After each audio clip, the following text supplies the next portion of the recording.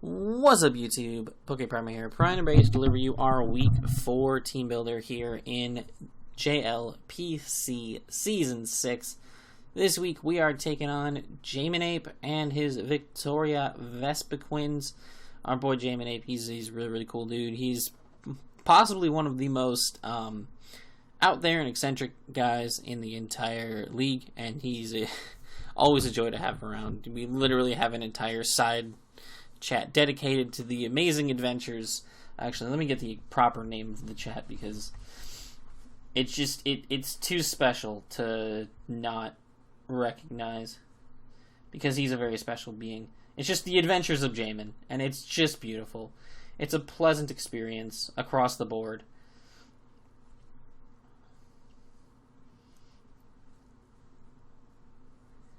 But yeah, really, really cool dude. Always fun, and he is a crazy good battler. I have always had great matches with Jaymin. He is not off to a great start this season. He's currently 1-2, but he's definitely got the tools to bounce back, obviously, at all times. So I take no match lightly. So his roster, as you can see in the bottom right of your screen, consists of Dragonite, Volcanion, Galarian Moltres, Salazzle, Magneton, Regice, Tangrowth, Comfey, Buzzwole, and Rhyperior. So, a couple things to his team. Hazards-wise, removal, he's got D-Knight, he's got Volcanion, he's got Comfey, all defoggers. So if he wants to remove hazards, he's got to remove his own. So that's a good thing to note. Setters, he has Rhyperior for rocks. That's it.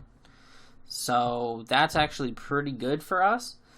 So we don't have to worry about rocks as much. So that's nice. And we just got to hope that he doesn't just pack double heavy-duty boots, which I'm sure he will, because he has things like Volcanion and D-Knight that benefit from them, as well as the Moltres. His team is actually incredibly weak to Stealth Rocks, which I think isn't really, really good. As you can see from his roster, he has 5 Mons on his team that are weak to them. That would take 25%, so that's a really, really interesting thing to note, and something that I definitely hope we can take advantage of within the matchup. Other than that, things like multi-scale D-Knight are definitely annoying. Salazzle hits like a truck, so that's going to be a pain to deal with. Galarian Moltres is one of the bulkiest, most annoying things to deal with right now in the game of Pokemon. People are just running bulky agility weakness policy sets, and it's so fat that you can get it to pop off most times. So something like that is definitely in my mind as terrifying to deal with, so that's going to be something we're going to have to be very, very, very careful about, trying to skirt around hitting that thing with any super effective hits at all. Things like the Magneton could be a little bit troublesome against our team, but now I think that we have like a little bit stronger ways of dealing with electric types. I think that could, I think we've skirted that issue well enough. Tangrowth with the regen could be very, very annoying. Volcanion with dual stabs is always threatening. And Comfey specifically, I think, is one of the more threatening things on the team to deal with, mostly just due to the fact that the priority Draining Kiss is going to be really, really difficult to deal with.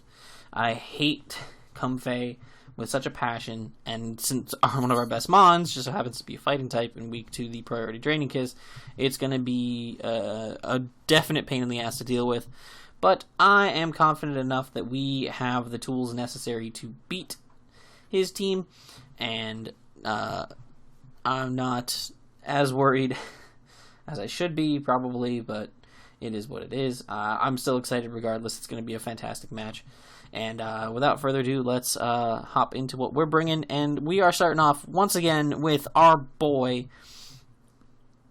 the GOAT himself. Meet the Galarian Moltres, or Zapdos. Galarian Moltres versus Galarian Zapdos. We're going to see which one is superior. We have 80 HP, 252 attack, and 176 speed with a Jolly Nature. Spread-wise, this is the spread that we need for this matchup, 100%. We cannot outspeed Comfey or prevent it from going before us with Draining Kiss, so there's no point in trying to invest to outspeed Comfey because 90% of the things it's going to be going for against us will be priority regardless. So that's just kind of where we're at on that.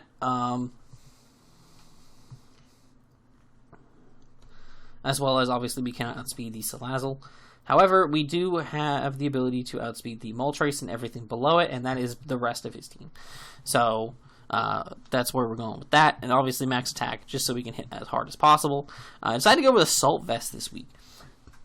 There's a couple reasons for that. One, outside of... Well, 90, 90, 90 is pretty good natural bulk, and even with just the 80 HP investment, it will help us greatly against any special attackers on this team. Lets us tank hits from things like Volcanion a little better. Lets us tank dark hits from Moltres a little bit better. Obviously, it'll probably go for a flying move against us, but it actually allows us to live a Hurricane, which is also good. It's really good for the Salazzle, specifically, because obviously it's one of the things that's faster than us, so we can take a hit from that, be able to hit it and OHKO it back with the Stomping Tantrum, which is very, very important. I think it's a very, very solid item on the bird for this week. Moveset wise, we have Thunderous Kick, Brave Bird, Stomping Tantrum, and U-Turn. Thunderous Kick, I can gush about this move all day because it's just that good. Having a move that just says, you're now weaker. My other move that you don't resist now kills you, is just brilliant. Like, even if you switch in one of your resists on it, like Dragonite, like Comfey, it immediately makes it a little bit more threatening. And even things like Rhyperior, which I don't believe gets KO'd by 2 without the defense boost or drop, but with the defense drop, 99.9% positive, it's guaranteed to hit KO'd, which is pretty fantastic, honestly, in my opinion.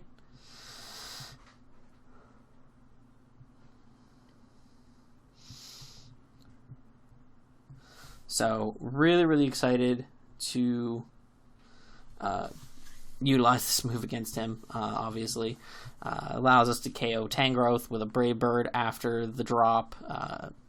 The drop is such an important factor in why I bring this move every week. It's so hard not to, It puts so much pressure on my opponent at all times, which is always a great thing. Next up, obviously, with the Brave Bird, this allows us to take out things like catch things on switch-ins like the Comfey, and take out things like the Tangrowth and Buzzwole more effectively. It just gives us a good, solid, neutral stab move to hit on anything that resists Thunderous Kick. So that's nice. Stomping Tantrum, I said, for Salazzle, and then U-Turn just so it can hold on to some momentum throughout the course of the game. I'm sure there's going to be plenty of instances where I force something out and I can get a nice U-Turn, get some extra chip on whatever comes in, and deal with it appropriately. So, yeah, that's pretty cool.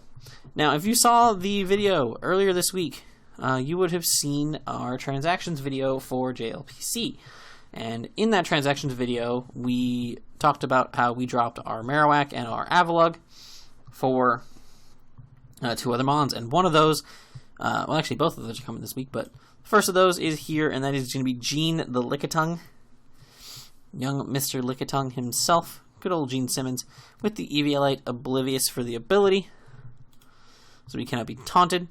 Nice and just mixed bulk. There is no real rhyme or reason to the investment specifically, because their only fighting type is Buzzwole, and I'm obviously never going to stay in on Buzzwole. I have switch-ins to that. That I'm not too worried about, Buzzwole doing too much to me, if it even shows up. And everything else, it just hits us neutrally. Not a lot of fighting coverage, even on the team as a whole. Just looking through their movesets, not a lot of things get, Focus Blast or Drain Punch or whatever. So I'm not really stressing too much. Plus, we've cleric abilities, so I'm not really stressing. We have Wish, Knockoff, Toxic, and Body Slam. Wish, obviously, just to pass wishes around. This is specifically good for Galarian or Zapdos, so that we can keep it healthy with it being Assault Vest. We don't have the lefties on it to get some recovery back and whatnot, so this way we can get some good healing passed around on it and to the rest of our team. I think it could be very, very useful for us this week. We have the knockoff, obviously, so you can get rid of items. If we can knock off a set of boots on something, that's even better. So we can get them to start getting some rock chip. That's always nice. Any lefties on anything, any type berries on anything. Knockoff is just such an important move always, and there's just no debate on that. Toxic is for things like D-Knight. They're just a little bit more annoying to deal with. Obviously, you can heal it off with Comfey, but I got plenty of Toxics to pass around, and I'm happy to do it as many times as I can force you to click Aromatherapy. And then Body Slam, because I just wanted a stab move, and being able to potentially get a para on something as well is always a great thing. I will never complain about getting a free para on something, ever. It's always a good thing to have. And plus, it's decent chip damage. They don't have a ghost type on their team at all, so I can just kind of freely click Body Slam in a lot of instances and just get some chip damage off on something, which is nice. Nice to have. So, yeah, that's our Lickitung. Next up, we have New Balance, the Rotom Mow. Rocking the leftovers this week. Levitate for the ability. Volt Switch, Leaf Storm, Pain Split, and Will-O-Wisp. 248 HP, 52 defense, and 208 in speed. With the Timid Nature. We went with the 208 speed with the Timid Nature so that we could outpace the Dragonite. I felt like that would be important. This also outpaces Buzzwole and anything slower than that. Volt Switch is going to be crucial here because their only ground type is Rhyperior, and that's not particularly the greatest switch into Rotom because we have the Leaf Storm, and Leaf Storm OHKOs Rhyperior if it's not Rindoberry every single time. So it definitely has the potential to really, really mess them up. So we can, if they don't bring Rhyperior, we can just Volt Switch around their team freely, and that's always good because that extra chip damage is great. Pain Split, just for that extra little bit of recovery, chip some stuff down. I got a lot of really bulky Mons on their team, so being able to chip extra HP off of those, especially the ones that don't have access to recovery, like things like Volcanion, Moltres, and whatnot. Being able to chip off of those things is really, really good. Also good for things like Tangrowth, so it can keep it from ever regaining too much HP from regen. Forcing it to always, be chipped down is really, really nice. And then Will-O-Wisp, because I like to be able to burn things like the Dragonite. Pass a burn around, here and there.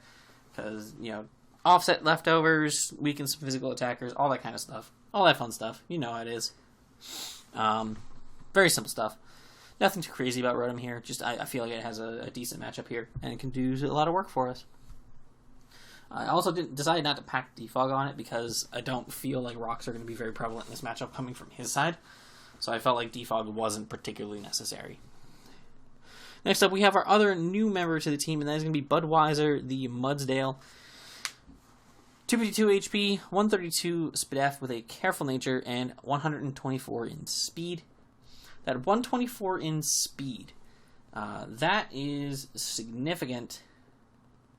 And I'll tell you why that's significant. Right as soon as I remember why that's significant, actually. Why am I running 124 speed?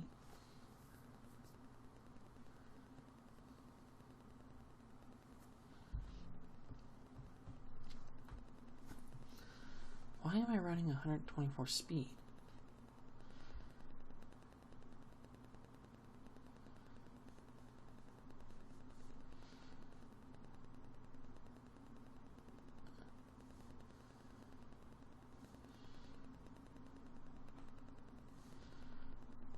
What could that possibly be for?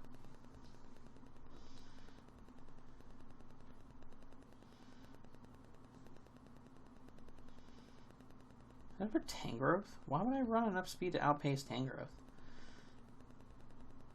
What was I thinking?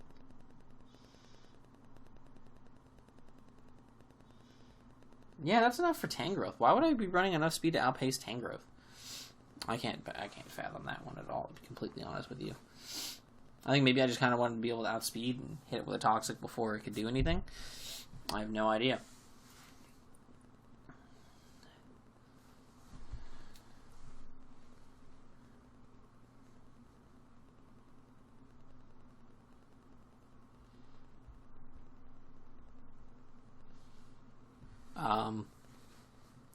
That's weird. I don't know why I did that.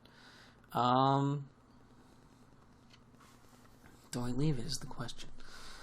That's the big question here. Do I leave that in?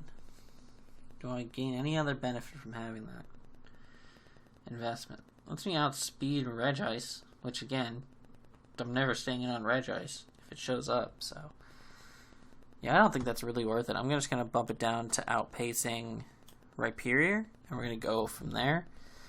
And then we're going to throw the rest into our Fizdef, because I feel like that's more useful. I don't know why that was there. Completely don't understand that investment. I don't remember when I made the team, to be fair, but definitely don't agree with past me on that investment. I'm glad that I noticed it now, obviously. But yeah, we have Earthquake, Stealth Rock, Toxic, and Protect with the leftovers for our item. Stealth Rocks have a lot of potential to be good in this matchup. If we can knock off some boots on things, that would make it even better.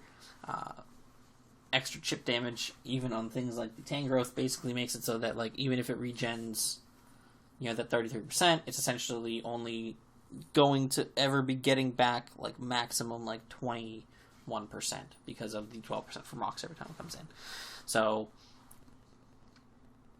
basically forces it to get next to nothing back on its regens, so that's always pleasant.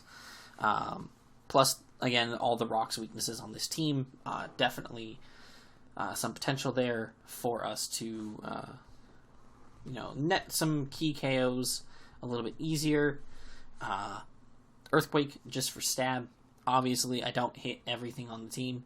With Earthquake, there are literally like 2 mons just straight in front that are immune to it, and several that are resistant to it. But that is okay.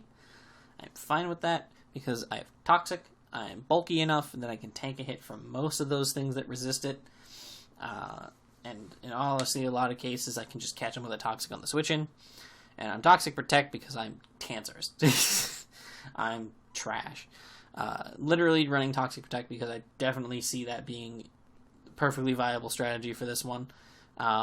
Getting that extra turn of chip damage, extra turn to boost the toxic damage is always nice. Plus, in a lot of instances, you can potentially protect a scout, see what your opponent goes for. If they go into something that feels a little bit strange, you might be able to go for the protect to see why they might have decided to go into that particular mon at that particular time. So we will see how that pans out. I am very much excited to see how it pans out. So now let's go ahead and utilize it to the best of our ability. Next up we have Shortcake, the Tapu Lele, with the Choice Scarf, Psychic Surge, Psychic Moonblast, Focus Blast, and Grass Knot. Enough speed for the Galarian Moltres, max special attack, and then the rest into our HP. This mon is always a threat to everything. Unfortunately, this week, Scarf is going to be a little bit tougher to utilize. However, I feel like Scarf is still the best bet here, due to the fact of having something like Salazzle that's much faster than us. Being able to take that thing out is very important. Psychic is still a really good click in this match. Obviously Galarian Moltres says no to that, and Magneton resists it, but at least with Magneton we get damage off. And Psychic is unresisted by the rest of the team, and hits incredibly hard on a lot of things. Then Moonblast obviously is there for the Galarian Moltres. hits that thing incredibly hard. Does not appreciate it one bit. And then the Focus Blast is going to be prevalent for the Magneton. Magneton could potentially be a switch into this thing, so being able to catch that with a Focus Blast on the way in would be awesome. And last but not least, we have the Grass Knot. Grass Knot is literally just like a filler move, because our Rhyperior does not take 2 Psychics, if I'm pretty sure. But if the Rhyperior for some reason is a switch-in, I can catch it with a Grass Knot. That'd be really funny. So yeah, that's why we have the Grass Knot. But more or less, it's going to be like these 3 moves getting clicked throughout the course of the game. I don't see myself clicking Grass Knot. I just need something to fill the slot, more or less, to be honest. Next up, and last but not least, we have our Life Orb, Pennywise, the Blacephalon. And we have the Shadow Ball, Flamethrower, Toxic, and Mind Blown. Toxic, obviously, because there are mons that come in on this that, don't appreciate being toxic, and frankly, chew our hits pretty well. And namely, that Galarian Moltres. My whole goal in this game is to get a Toxic on Galarian Moltres, if at all possible. That's where I'm at. I'm going to do my best to do that. Now, as for the, obviously we have the Dual Stab, which hits everything on this team. There is nothing that resists both, which is great.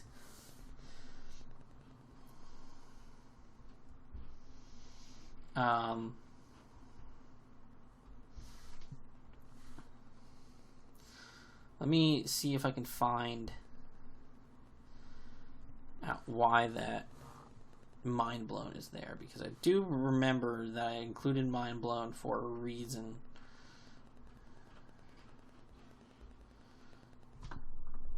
Get the Life Orb in there. Mind Blown.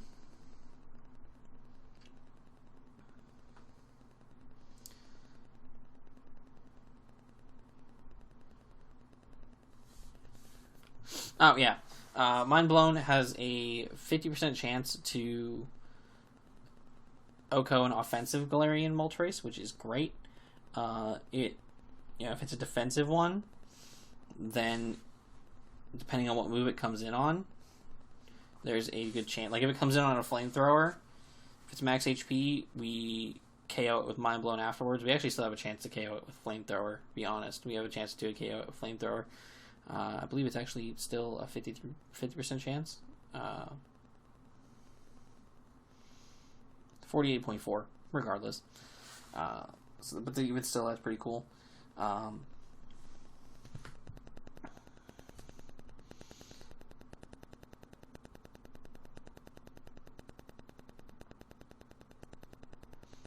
This thing's also kind of for Comfey, because so Mind Blown to +1 max HP +1 special defense Comfey, if it decides it wants to try to set up on me. Mind Blown does 71.8% to 84.6% to a max HP +1 Spadef Comfey. And Draining Kiss does not that much. Draining Kiss would not be able to kill us, nor would Giga Drain, after taking all the recoil and stuff, so we would be able to 1v1 the Comfey if it became a problem. Because, obviously, Comfey can very well become a problem, and I don't like that. So, we're gonna take care of it real fast, like. We ain't fucking around. But, yeah, Blacephalon can really, really mess up his team. I just have to make sure I get my predictions right and not click the Mind Blown too soon. I only click the Mind Blown if I feel like I can definitely benefit from clicking Mind Blown.